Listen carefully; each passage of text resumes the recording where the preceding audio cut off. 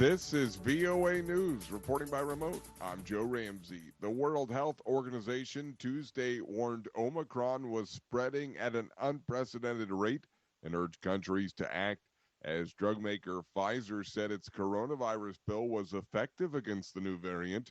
Omicron, first detected by South Africa and reported to the WHO on November 24th, has a large number of mutations, setting alarm bells ringing since its discovery. Early data suggests it can be resistant to vaccines and is more transmissible than the Delta variant, which was first identified in India and accounts for the bulk of the world's coronavirus cases.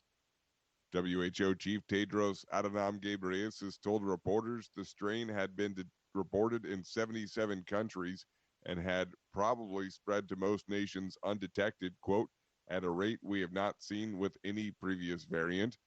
The WHO on Tuesday provided room for cautious optimism, saying Africa had recorded a massive rise in cases over the past week, but a lower number of deaths compared with previous waves.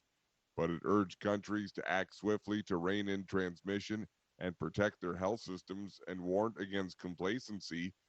The warning came as Pfizer on Tuesday said clinical trials of its COVID pill reduced hospital admissions and deaths among at-risk people by almost 90%. The American drug maker said its new treatment also held up against Omicron in lab testing. Pfizer's chief executive called the news a, quote, game changer and said he expected approval from the U.S. medicines regulator as early as this month. Find more on our website, voanews.com. This is VOA News. Colombian police are investigating two explosions that occurred on Tuesday in a border city and killed two policemen near the city's airport.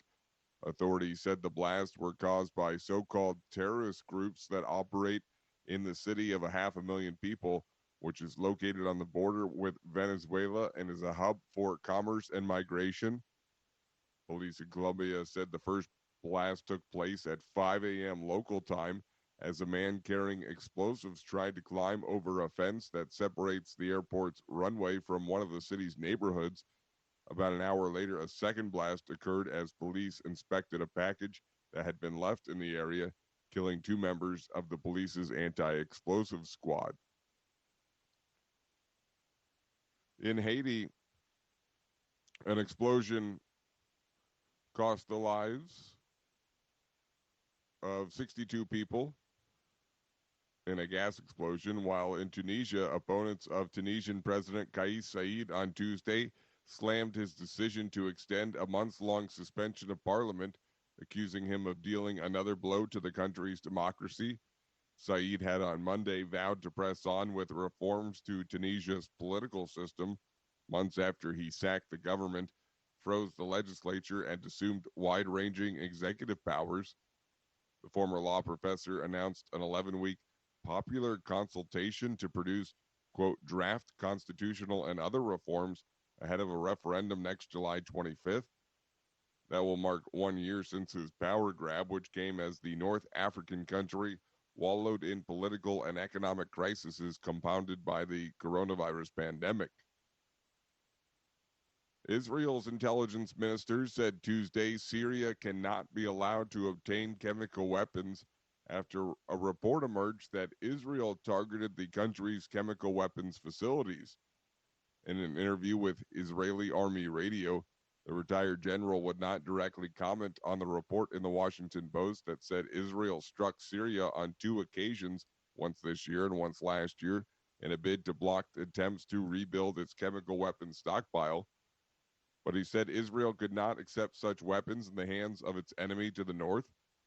Military affairs commentators in Israel, who are often briefed by top defense officials, said the timing of the report was not a coincidence and comes as negotiators are meeting with Iran in Vienna to try to revive the 2015 nuclear deal.